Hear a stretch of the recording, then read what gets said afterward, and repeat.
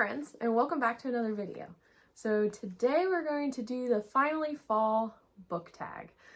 So I've got 10 questions I'm going to read off, and I've got a book for each one. So let's get into the questions. So the first one is, in fall, the air is crisp and clear. Name a book with a vivid setting. So for this one, I decided to pick Spells for Forgetting by Adrienne Young. This is a very, very fall-esque story.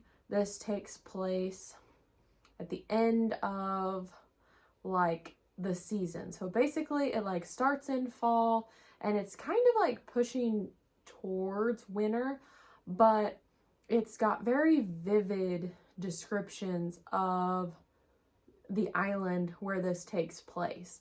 So it's very, very atmospheric, and I love that about this book. This is kind of a mystery-ish, magical realism, I would say, type of story. So basically there is a girl who grew up on this island. She at one point wanted to leave, but then things happened and she had to stay and take over her mother's tea shop. The thing that happened was, and it's not a spoiler, it's like right at the beginning, is her best friend died. But nobody really knows why or how. So her boyfriend, as she was growing up, his name's August. He left the island because everyone thought that he murdered her best friend. Now, she never thought August did it, but apparently the townspeople thought he did, but he was acquitted. He never got charged, anything like that. Well, he comes back because his mom passed away, and so he's got some loose ends to tie up on the island. So you've got, I think her name is Emery. So you've got Emery and you've got August, and everything starts coming out as soon as August gets to the island. So it really kept me turning the page, and I absolutely love this. So that was why I picked this one for the first question, just because mainly the atmospheric setting, but just the fall vibes that it gave me. Question number 2. Nature is beautiful, but also dying. Name a book that is beautifully written, but also deals with a heavy topic like loss or grief. For this one, I chose Divine Rivals, and I did this mainly because our main character Iris, through this book, is dealing with her brother going off to fight in the war, and then there is a situation that happens pretty much in the first quarter of the book to where she's dealing with loss. And so she's got to deal with that throughout the whole book. And it's really nice that she's not only dealing with that, but then she's also got somebody to talk to about it. And the letter writing, I think, really helps her with that grief and loss that she is experiencing through this whole book. So first off, I would recommend this book anyway. It was absolutely fantastic. But that's why I chose this one. Just, it's not like super hard hitting by any means, but to me, this one was pretty mild for the loss and the grief topic, but it was very whimsical in the writing, so it made me think of fall as well. So that was why I chose Divine Rivals. The question 3 is, fall back to school season, share a nonfiction book that taught you something new. So the book I'm going to that I picked for this one was Good Energy by Casey Means, with her brother Calley Means.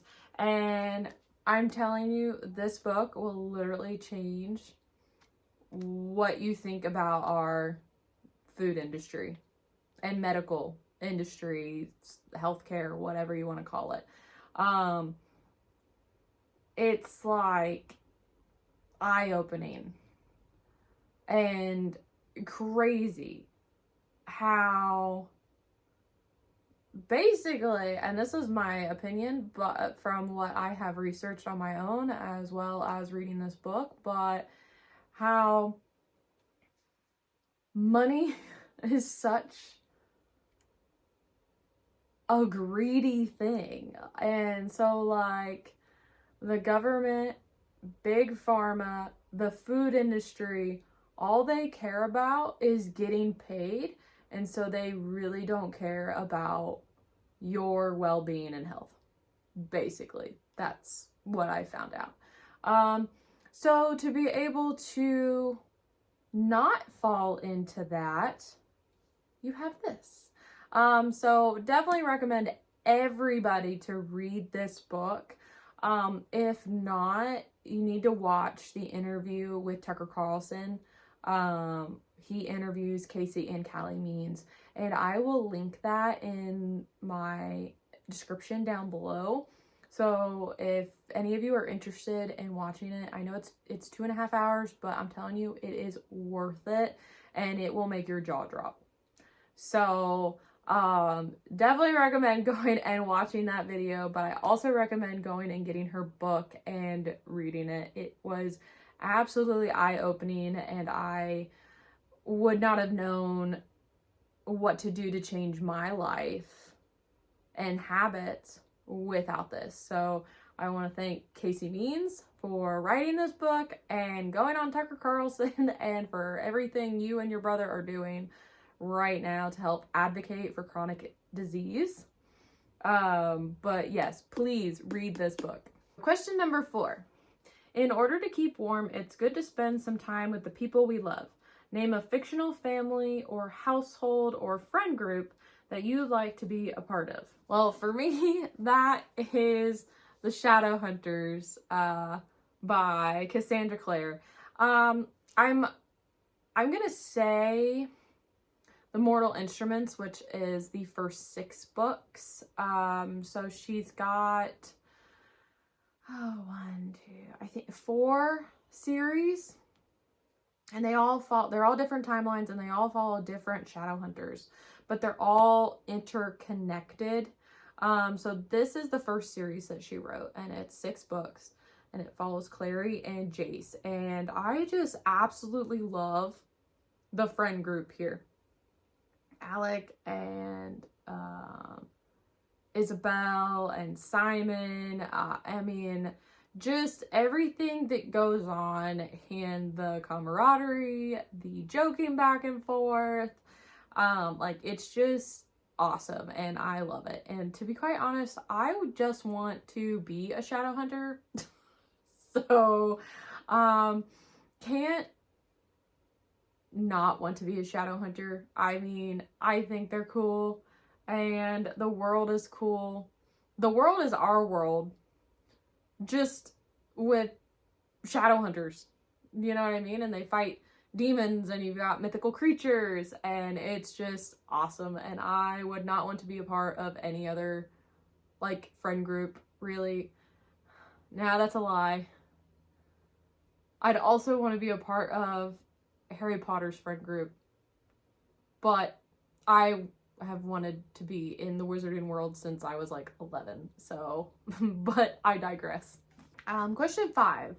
The colorful leaves are piling up on the ground. Show us a pile of fall colored spines. So I'm going to show you that now. Okay. Question 6. Fall is the perfect time for some storytelling by the fireside. Share a book wherein somebody is telling a story. I couldn't really remember if I've read any other books on where it's a all-knowing narrator and is telling the story other than The Hobbit by J.R.R. Tolkien. I'm not sure if Lord of the Rings is written in the same way, as I have yet to read The Lord of the Rings. I have watched the movies multiple times, but I have never read those. So I have to pick The Hobbit just because the narrator, literally, it's a narrator. It is somebody who is speaking to his audience and telling this story. It's I believe it's called third person omnipresent. Don't quote me on that. I know it's omni, but I want to say omnipresent, but I could be incorrect on that term. I know what it is. I just don't remember the term. I know it's omni something. But yeah, this is told absolutely phenomenal. I mean, if you have not read Tolkien yet, you need to. It is a great experience. He is one of the founding fathers of fantasy. And to be quite honest with how this, like when it was written, it's really easy to follow. And I'm not sure if it's just because it was updated, like it's been updated from the original text to make it a little bit easier for people to read nowadays, or if this is straight like when he wrote it back in, I believe, the 1930s, I thought. Yeah, it was first published in 1937. So, I mean, it's an old story. It's almost 100 years old. Almost. But yeah, pick up The Hobbit. It is great. So question 7. The nights are getting darker. Share a dark, creepy read. I'm gonna have to put that as Mexican Gothic by Silvia Moreno Garcia. This, it didn't like creep me out, but it was creepy. So basically, this girl gets a letter from her cousin, and her cousin's asking her for help. She's not sure what's going on, so she goes to her cousin's estate to either bring her home or do something. And so she gets brought into this estate to stay, be with her cousin, but then weird things like start to happen. Like she's seeing things, she's like weird stuff's going on. Her cousin's like not all there, and the people of the house aren't all there. Things are just weird.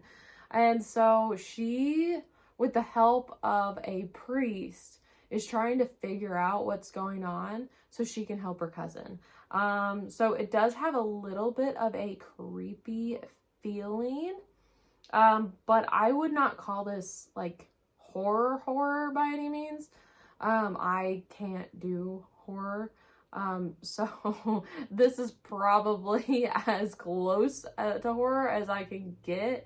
I would say it's pretty mild, but it was a fantastic read, so you're gonna need to pick it up. Number 8. The days are getting colder. Name a short, heartwarming read that could warm up somebody's cold and rainy day. I don't know how, if you would call it short.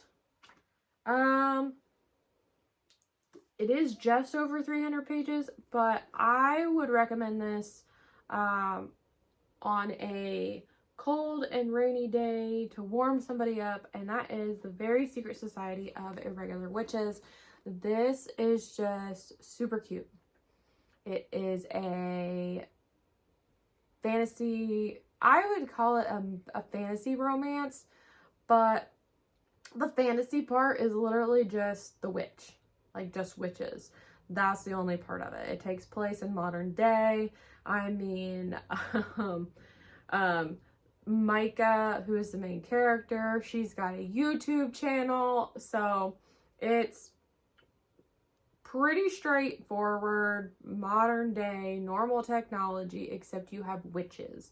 And so she gets asked to become a governess to help train these 3 young girls who are also witches, but they live in this house with non-witches. And so they saw her YouTube channel, knew immediately that she was a witch, even though the YouTube channel is really just supposed to be theatrical. People aren't really supposed to pick up that she's a witch, but these people did. So they're like, hey, can you please come and help? So she decides to take the job, starts helping the girls, but then she also has to deal with a brooding librarian, I want to say. Yeah, librarian of the house.